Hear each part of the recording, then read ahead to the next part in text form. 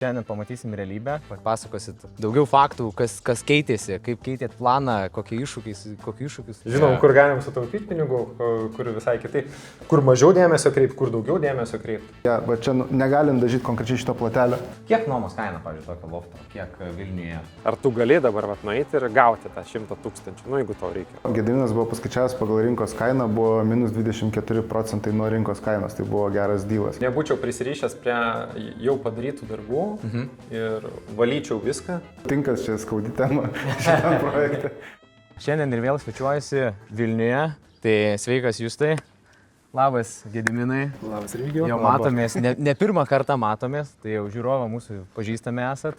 Ir labai įdomus faktas, tai šiandien važiuodamas pasižiūrėjau, tai vaizdo įrašas buvo įkeltas, pirma dalis buvo įkelta rugsėjo 28 dieną. Tai realiai metai laiko, kai pirmą kartą susitikom ir aprodėm jūsų projekto tokia kaip ir pradžią, galim sakyti, ar ne? Sausį kažkur baigsim.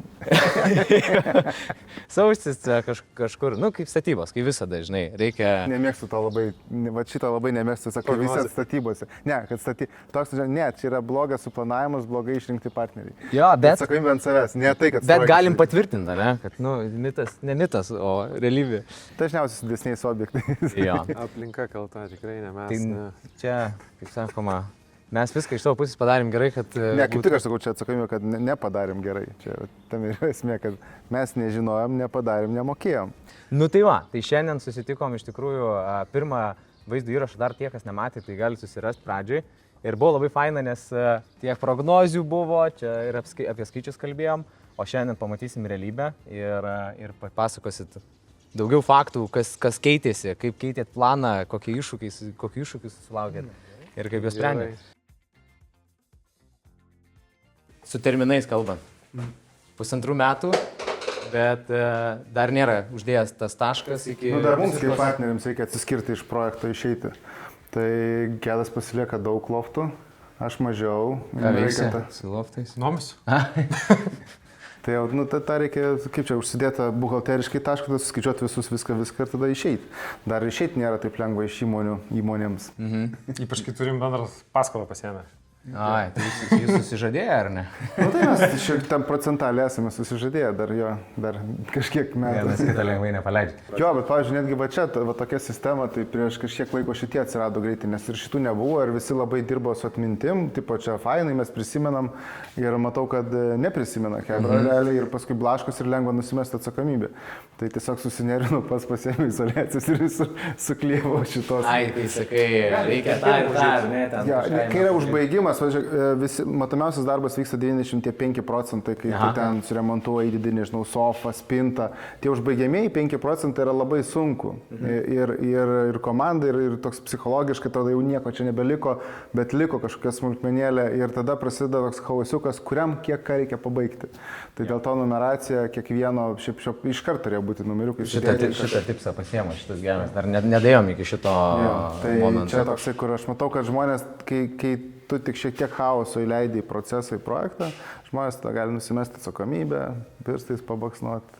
Čia kai tikram vyrui pastačius namą, plintusus namie palikti, žinai. Čia reikia būtinai. 3 metus, taigi, nu, kažkada. Taip maždaug įsivaizdavot, ar daug korekcijų sugalvojot? Ką mes su dizainerė paaišėm, tai ganėtinai panašiai. Iškart buvo vizualizacija. Ten irgi sprendėm užuolaidos roletai. Šiaip pardavinėjom be užuolaidos, be roletų. Pats pirkėjas nusprendžia. Kažkaip ten kilimų, steidžingų nedarėm. Nieko ypatingo. Berods taip, tai buvo iš pradžių metaliniai planuojami.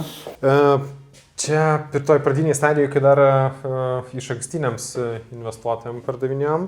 Bet baldininkai sugalvojo gudresnį variantą, kad dar tos pačios vietos daugiau išnaudoja, taip toliau ir tada priėmėm sprendimą, jo, darom tokius, tai visi bus laimingi, nes čia dar galės. Nes, pakankamai mažai kvadratų. Kiek kvadratų gavosi vienas šitas lauktukas? Maždaug? Apie 24-25 yra ir mažesnių variantų. Jo, tai ta ergonomija labai svarbi, automatiškai gaunasi. Tai, okei, tai davai papasakokit apie problemas. Įdomu labai išgirsti apie tokius, Na, žinot, kur lieka už kadro, mes dažnai, vystytojai, mes dažnai ką darom, tai sėkmės istorijoms. Na, aš mano istorijos, jeigu pasižiūrėtum, tai... Nepasakai, tik tai Ne, gražiai. aš pasakoju ir fainų dalykų, bet daugiau tai yra, kur tas, nu, jeigu sektum seka, tai matai, kad tas progresas kažkur nejuda, kaip norisi, kažkur tai ten prasčiau. Arba kai per vieną dieną padarai 3 skirtingose vietose istorijos, ieškom pinigų. Supranti, kad jau kažkas tai ne taip, nes realiai, nu, sujudini visą hebrą, kad greičiau pradėtų dirbti, randi rangovą, bet tada ateina iš kito galo, kad ir pinigų reikia daug didesnės, srautas turi daug didesnis tekėti. Tai čia toksai pats save gaunasi įpareigoji daug didesnių pinigų paieškoti. Tai vienas iš variantų tai yra finansavimas, ar ne? Na, pinigų srautai gal kitaip. Tokį projektą šiek tiek kitaip finansiškai reikėjo suvaldyti, bet nu, mes gal, sakyčiau, ne taip, kad patirties tiek neturėjom, bet pats objekto dydis labai davė tokią įtampą, o jeigu nepavyks. Ir tas, kai tu eini su vienu finansuotoju, atrodo žiauriai rizikinga, nes jeigu nepavyks, tai, nu, o tai kaip tada? Tai mes truputį diversifikavom, kad su fiziniais investuotojais ir su profitus. Okay. Realiai dabar, kai jau pasitikėjimo daugiau, jau šiek tiek suprantam, kaip vertinimai daromi, tai ką galima, ko negalima, tai aš manau, dabar būtum visą projektą su profitus greičiausiai padarę. Ir turėjom per didelį lūkestį, per greitai, kad padaryti. Tai pirmą kartą tokį projektą einam ir galvojam, kad... Nes šiaip iš tikrųjų pastebėjau paskutiniu metu, kad visi sako, o kaip greitai padarė. Aha. Bet, nu, mums taip netrodo, Pusę metų vėluojam. Nes mes turėjom visai kitą lūkestį, bet kiti ten irgi, nu, daug ilgiau daro. Ypač, nu, tokius pirmus projektus. Nes tu bet kur gali užkliūti. Nes mano nuomonė, vat, nu, iš to, ką aš matau šiandien dienai, tai tikrai, na, buvo greitai padarytas projektas, žinant kiek, kad, nu, darėt nuo nulio. Ir nuo nulio, nes pardavėme nedalinę apdailą, pardavėme realiai su visa buitinė technika, su viskom. Tai bet čia yra jau nuopilnas mūsų būtų įrenginėjimų, kad mums čia atrodė lengviausia dalis. Aha. Bet vėl, problemos turėti vieną rangovą. Pavyzdžiui, tokį objektą reikia, nu, kaip didelis pyragas, reikia skaldyti į 3-4 mažius gabaliukus. Minimum aukštą. Arba turėtų irgi genrangovą, pavyzdžiui, ką mes kalbėjome pirmam video, aš atsimenu, kad smulkint, aš dabar, pavyzdžiui, kitaip galvoju. Aš manau, kad tokiam objektui visai neblogai yra paimti genrangovą, kuris gauna visas atsakomybės ant jo, perduota aikštelę ir jisai važiuoja ir daro viską. Ir jeigu kažkas ateina, tikrint dar kažką, viskas pas juos, viskas tvarkingai. O čia nesugaudysi skirtingos brigados, skirtingi darbuotojai, nes turėjom baudą, dabar kaip tik nesenai gavę. Jo, dar vienas feilas. Labai įdomu. Jo, darbo inspekcijos, tai nu, sunku suvaldyti ir tas procesas nepraeitas, ką toliau daryti. Kad, nu, aš kreipiausi į teisininką, bet pasirodo per vėlai kreipiausi. Jau buvo ir priešnekėta tam tikrų dalykų, kur nereikėjo. Tai vat visokios tokios pamokas vat ir susideda. Vat kolegė prieš kelias dienas klausė, o eitum vėl į tokį patį projektą? Sakau, nu, tai aišku, dabar dar lengviau būtų. Žinom, kur galim sutaupyti pinigų, kur visai kitai. Kur mažiau dėmesio kreipti, kur daugiau dėmesio kreipti. Nes kai kur kreipiant per daug dėmesio, kur nereikėjo kreipti dėmesio, o per mažai ten, kur... O kur kreipiam per daug? Čia aš dėl to, kad klausytas vis tai, nu, šneka daugiau, mažiau, konkrečiai. Kur kreipiam per daug dėmesio projekto darimui su dizaineriu. Dėl nuomos ten stengiamės gauti nuomos sutartį, kai savivaldybė pati nenori teikti mums tos sutartys. Tokių vat niuansų prašo, kad patys suformuotume viso kvartalo naudojimosi tvarką.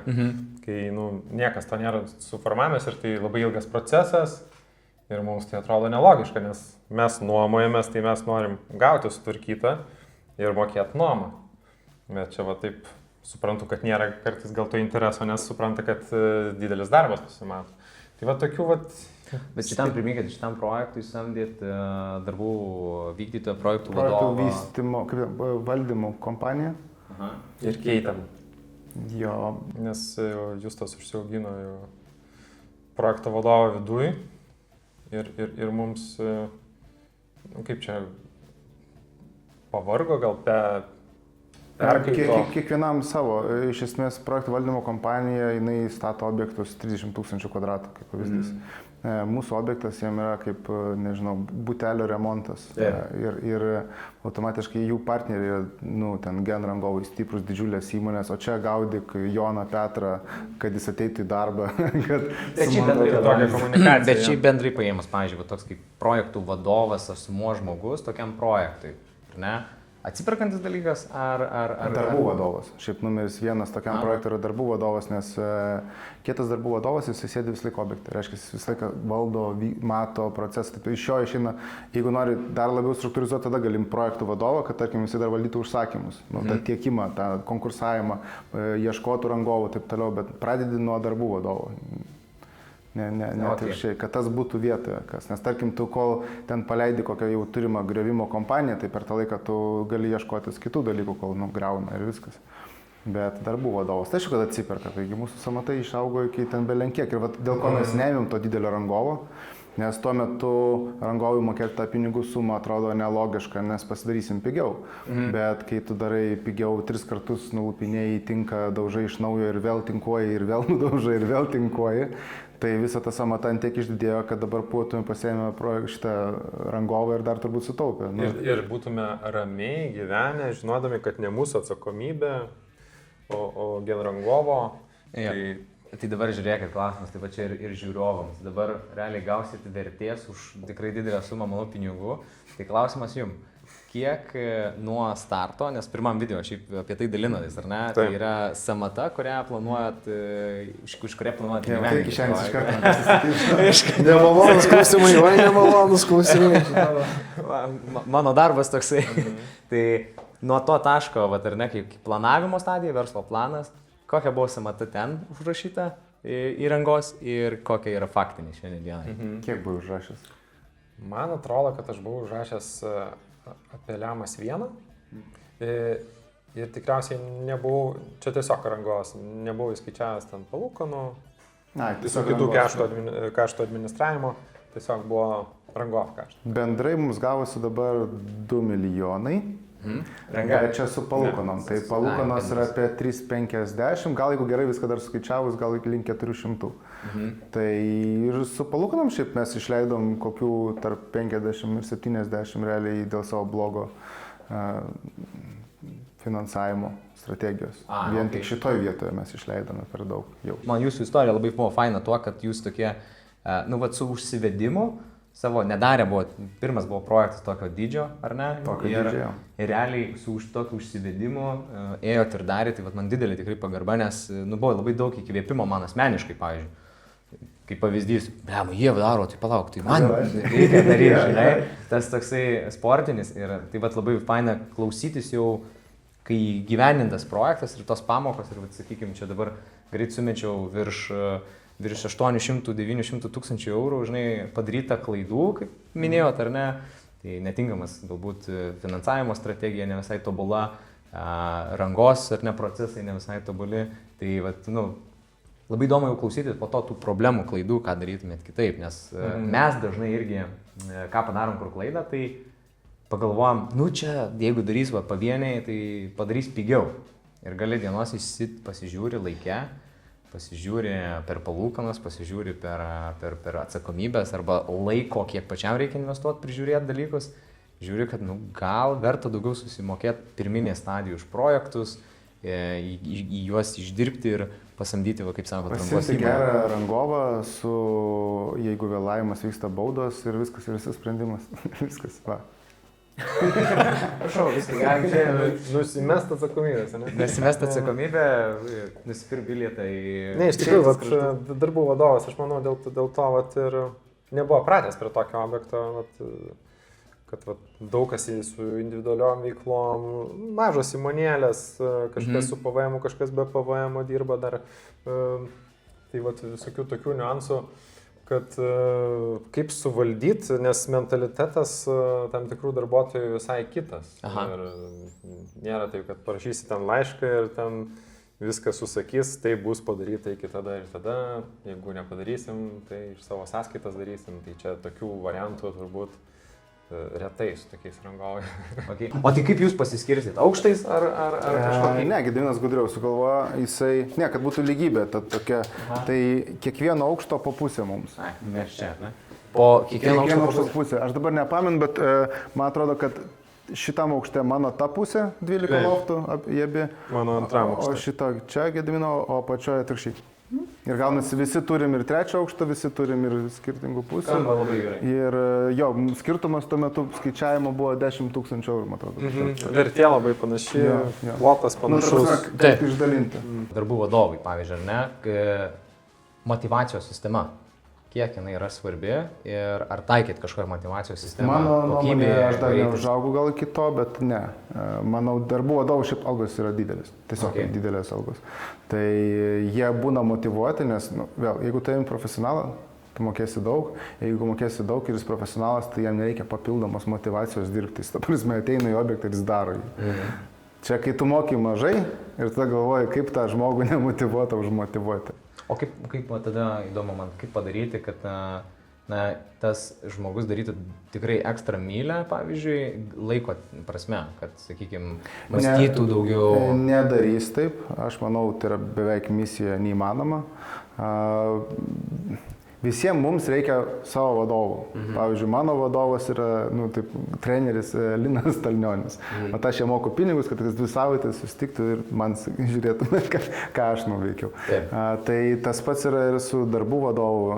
Tiesiog tikėtis, kad tu paėmei čia dabar rangovą, darbų vadovą, išvažiavai į Havajus ir ten metus ilsies ir čia vyksta, taip nebus. Viena akim turi prižiūrėti, ar viskas daug mažiau vyksta, nes tu galėjai paimti rangovo, jeigu jūs matai, kad 3 mėnesiai nieko nedaro.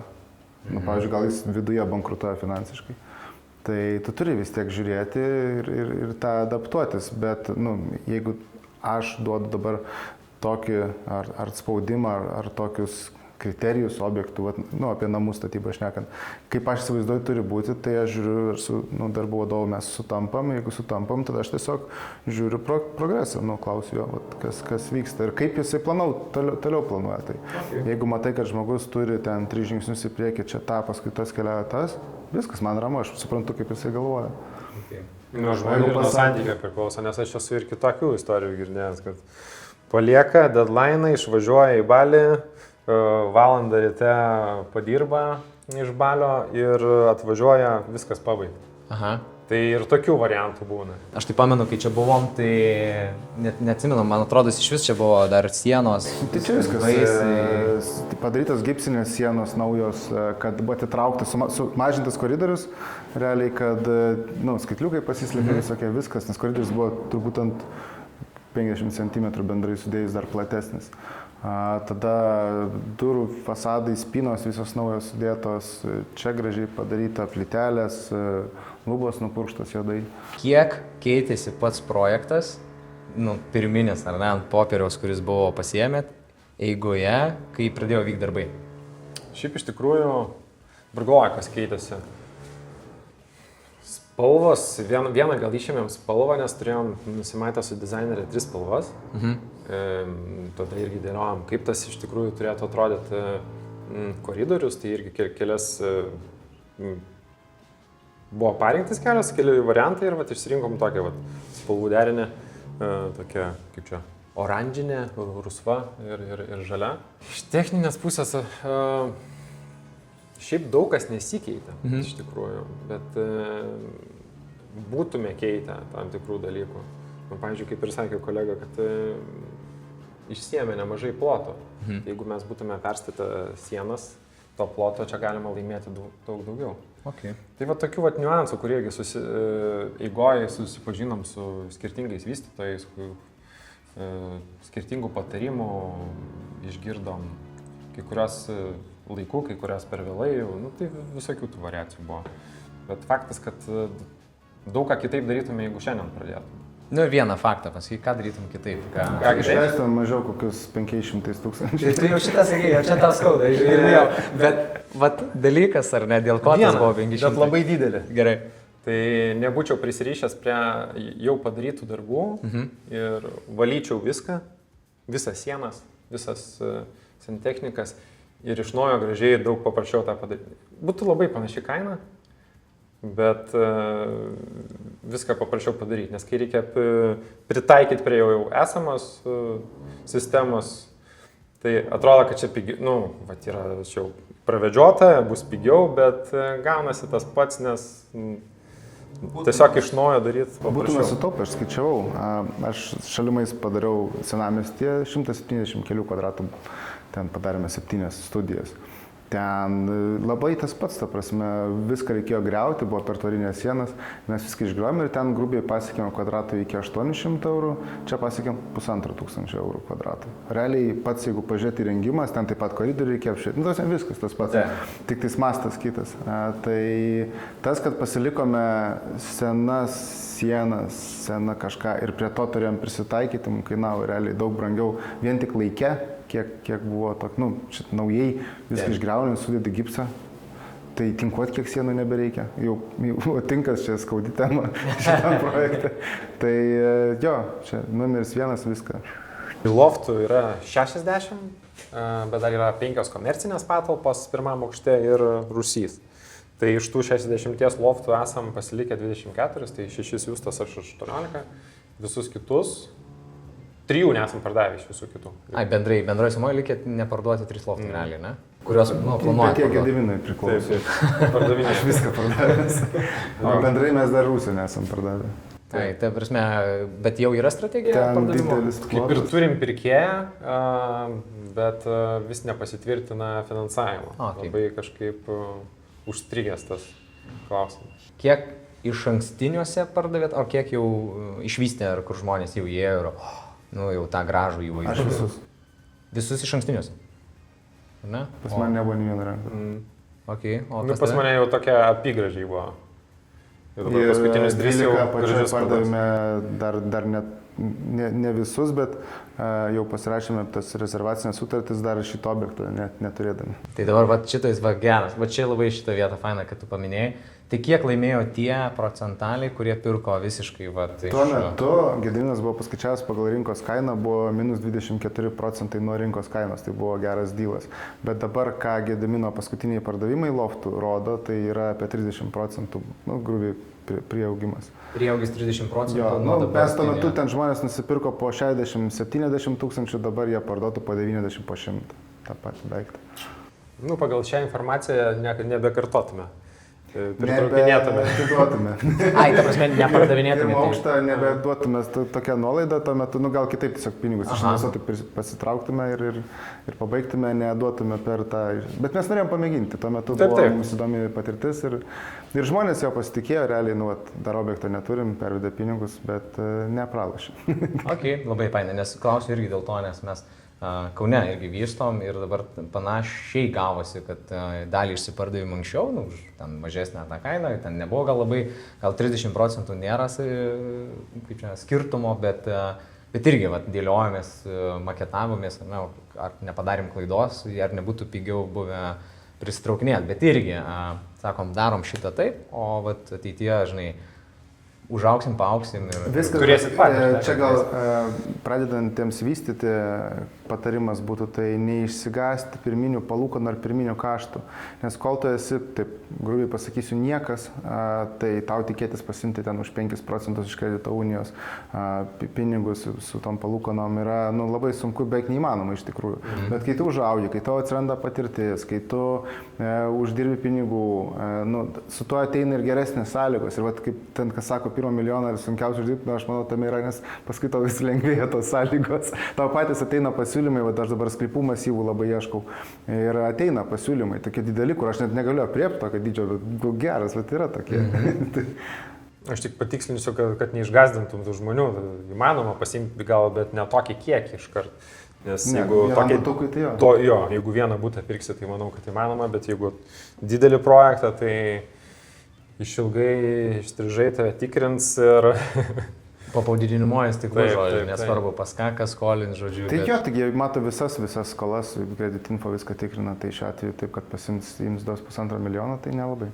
Ok, nu tai va, tai žodžiu, galimybių yra, bet reikia daryti tam, kad gauti kažką. Taip, tas tikėtis tobulų sąlygų ir paskui, nu kaip čia, net nepradeda daryti, nes negauna tobulų sąlygų, tai netaip veikia pasaulis. Tu eini, svyli, didi, mokaisi, svyli, didi, jo paskui po 5 metų, po 7, po 8 jau bus vaisiai. Yeah. Man tai iš vis patinka balta spalva, nes negali būti tiek klubų, tiek sienų. Okay. Ta pati iš Kur techninės pusės. su vienu aparatu, Taip, dar paprasčiau yra, bet vat nežinau, kaip sureaguotų žmonės. Šitą spalvą yra sunkiau šiek tiek prižiūrėti, reikia tą turėti omeny. Vat, dėl ko buvo daug vat, tokių pataisimų, kur vat, ir notarinės teko atkeldinėti. Spalva yra gražu pažiūrėti, faina, kontrastas, bet vat, ją įbraukė kur nors, o dabar ją, va, čia negalim dažyti konkrečiai šito plotelio. Čia jau turi perdažinėti visą sieną. Jo, kaip atpažinti, kad Gedimino loftai, tai pagal žalią spalvą.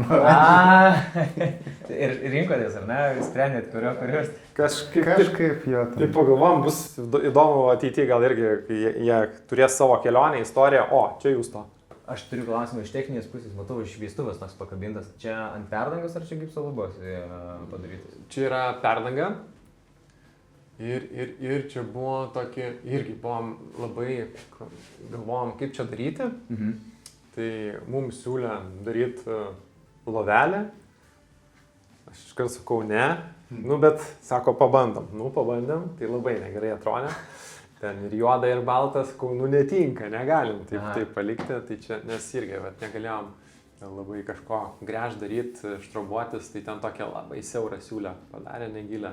Ir jie tokį ploną laiduką nupirkė. Jie šiaip ploniai eina iš šitos dalykus, ne tie paprastai. Čia tokie labai plonas laidukas tiesiog pasiėmė. Čia irgi toks, techninis. Tai irgi ieškojom sprendimų, nes vat, kaip ir štrobuotis negalim, bet va tokį radom sprendimą. Nu labai fainai, jauku, kompaktiška, aš tai manau, čia tarp užsienio gyventojų tokių atvykusių, ar ne? Tai matėm vieną gyventoją kaip tik išnuomotas. Tai populiariausia tokia vieta. Kiek nuomos kaina, pavyzdžiui, tokio lofto? Kiek Vilniuje? Čia tobulai pasakys. Sviruoja įvairiai. Aišku, dabar jau šiek tiek yra pavėluota į rinką, tai mes leidžiam tą kainą, bet pradinė buvo 6,15 pasileidę, tai matom, kad apie 6 čia yra normali kaina, bet kai į rinką išeina toks kiekis, tai natūralu, kad už mažesnę kainą. Visi konkuruoja, vis nori greičiau paleisti. Turim pirkėjų, kur ir ne vieną loftą yra nusipirkę. Tai... Tarp 5,50, 600 realiai yra tokia kaip ir... Gal net sakyčiau, tarp 5-600 tame. Okay. Čia kaip kokiu laiku rasi iš nuomos. Ir kaip koks pirkėjas sugalvos, kokią tą nuomos kainą daryti. Kažkas gal už 400 iš nuomos. Nu ką, tai pirmas aukštas liko, nes pradėjot nuo 3, ar ne? Taip. Dabar pirmas aukštas. Tai čia, kaip aš suprantu, jau išparduota viskas? Jau ir tada buvo išparduota, kai pirmą kartą filmavom, prieš metus. Tik jau... Išparduota dabar ir šita pusė, vadinamas belangės. Ta pusė buvo neparduota, loftai buvo parduoti. Belangės. Ir vieną langą padarėm pačiam gale. Tai čia tie patys, išplanavimas labai panašus, ar ne, kaip čia keičiasi tik spalvas, o čia buvo kažkur dar komercinė, sakėte, ne, patalpos, kurias... Jas taip galim vadinti, nes negyvenimai perka. Kur atskirai, bet ar jau pardavė, ar... Pardavė. Irgi pardavė, ar ne? Viskas pardavė. Tai čia ar geri pardavėjai, ar čia gera komanda, kuri gerai parduoda? Gera vieta. Pirmą dalį buvom užvadinę 4 milijonų eurų vertės nekilnojamo turto projektas. Tai pasakykit, ar apsimelavau?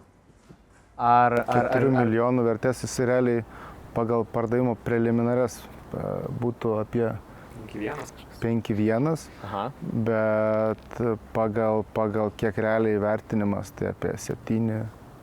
Ten aš buvau išskaičiavęs 7 milijonų, kažkas tokio. Bet jeigu imam pavyzdžiui pirkimo kainą, įrengimo kainą, tai yra jūsų... Grubiai šitas projektas uždirbtų, jeigu šią dieną būtume viską pardavę, viską, jis uždirbtų tarp 800 ir kokio, manau, 1,1 m. Kodėl tai nėra aišku tiksliai kiek, nes, pavyzdžiui, Gedo yra daug loftų neparduota ir jis nėra užfiksavęs savo pardavimo kainos, automatiškai jisai nežino. Aš tik 6 loftų neužfiksavęs. Tų 6 loftų, kiek aš pardavinėjau, tai aš dabar taip skaičiuoju, aš galėčiau turbūt po 10 plus uždėti. Tai pas mano pelnas didės arba 60, arba koks 100. Bet jeigu dabar važiuojam, ar ne, iš dabartinės kainos, išsipardavėt viską, ar ne, maždaug išsipardavėt viską, ir sakot, va, tiek ir tiek milijonų eurų projektas. Pats projekto apimtis ar pelnas iš dabar? Net nepelnas, o pavyzdžiui, nu, pasakau, jeigu 5 milijonų projektas šiaip. 5 milijonų. 5 milijonų šiaip Tai projektas. ant milijono apsišovim tada. Jo. Aš nežinau, ar mes 4 kažką minėjom, bet Mes 4, nes 5 mes skaičiavam iš karto. jo, mes kažkas 5 ir skaičiavom, kad už tokią kainą jis parsiduotų. Na, tai žiūrėk, 4 savikaina, milijonas. A, nu taip, taip ir gavosi. Tu numatėjai, kad išleisim 4, ne? Jo, mes tada, kai su tavim kalbėjom, pamenu, tu sakei išlaidos, va ten 1,1, gal jau 1,3. Bet čia rangos, čia Taip, tikrai taip. be kitų kaštų. Bet ranga mums sėkmingai ir suvalgė, iš tikrųjų mes, sakau, tinka 3 kartus perdarinėm, ten grevimai. Kai tinka greuni, reikia suprasti, kad tu ir elektros laidus pažydė. Tai mes vien elektrikam esam sumokėję apie 160 000. Okay. Tai nes reikia iš naujo laidus ties, nepaliksi sudaužytų. Nu daug tokių, ta prasme, kur tiesiog buvo tas pats darbas dar kartą daroma. Dabar, kur pavyzdžiui, ta sienų spalva, jinai faina, bet ją nudažė, kažkas įdaužė, neperdažai to gabaliuko, perdažinė į sieną, tai gaunasi mes turbūt daugumą loftų esam jau dar po 2 kartus ten perdažę. Tai visą tam moki tiesiog. Tai klausimas jums, kartotumėt? Po 2 tokius per metus partočiau.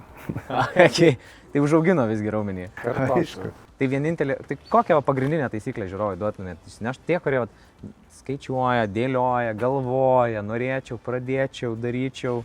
Taigi tas pats vyksta, padarai ten bendrabučio kambarį, tada padarai butą, tada ten, nežinau, suskaldai patalpas į 3 patalpėlės. Kaip į kačalkį.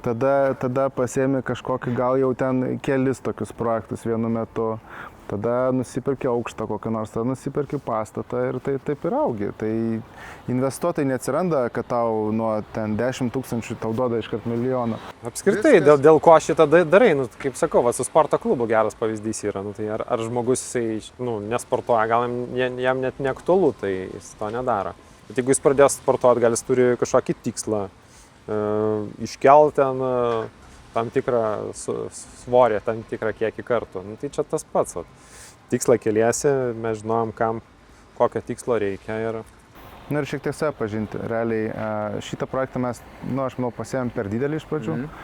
Tai jeigu aš nebūčiau namų daręs, statęs būtų, tai gal būtų viskas ok, bet kai darant viršaus šitas su savo kaštais, tai realiai tu labai gerai patikrini save kasdieną, kiek dar turi energijos ir šitą toleruoji, šitą visą įtampą.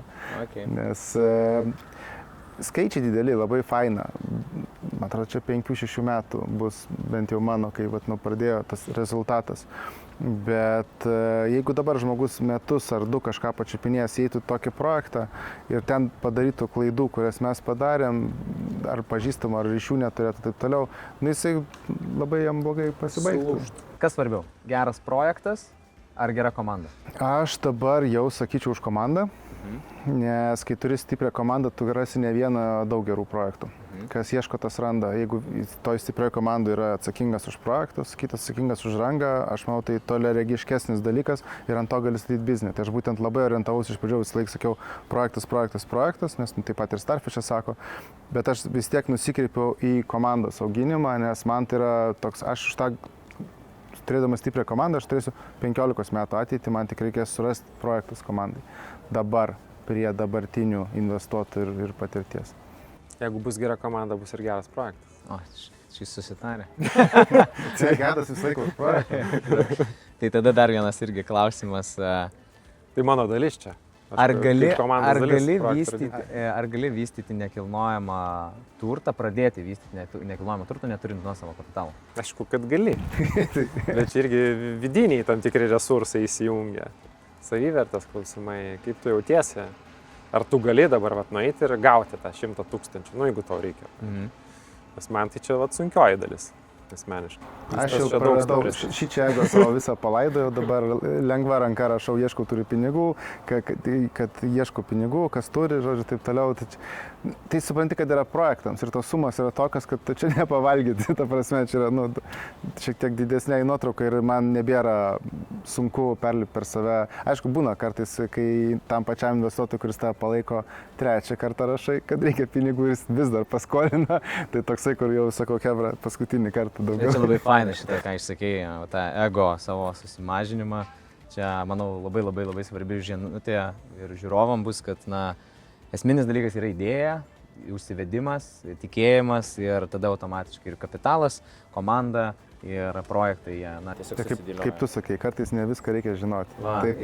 Kartais pasitikėti tiesiog. Po vieną žingsnį priekį. Tai ką, tai labai dėkingas esu iš tikrųjų, kad sutikot pasidalinti projektu ir iš tikrųjų labai buvo faina stebėti tą procesą nuo pat pradžių. Turim pirmą dalį, dabar turėsim antrą dalį šito vaizdo įrašo. Tai šiaip mano tikrai padėka jum, kad dalinatės savo patirtum problemom, klaidom, nes mūsų misija iš tikrųjų iškelta nekilnojamo turtą šiek tiek į viešumą, nes nusistovėjo toks, visi daro tyliai kažkur už nugaryje, bet iš tikrųjų čia yra įdomu, čia verda gyvenimas. Tai ačiū jums, nes jūsų dėka ir mes su partneriu, su komanda irgi iš jūsų mokomės ir pasiemam labai daug naudingų patarimų. Tai jūs, kaip sakyt, daugiau sumokat, mes tada automatiškai... Mes susimokam, pasidalinam. Galite apmokestinti mus už pamokas. Tai ačiū žiūrovai, kad žiūrėjot iki galo.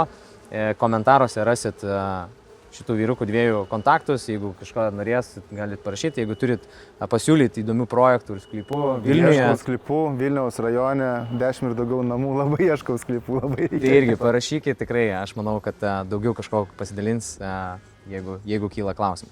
Iki kito karto ir... Iki. Ciao.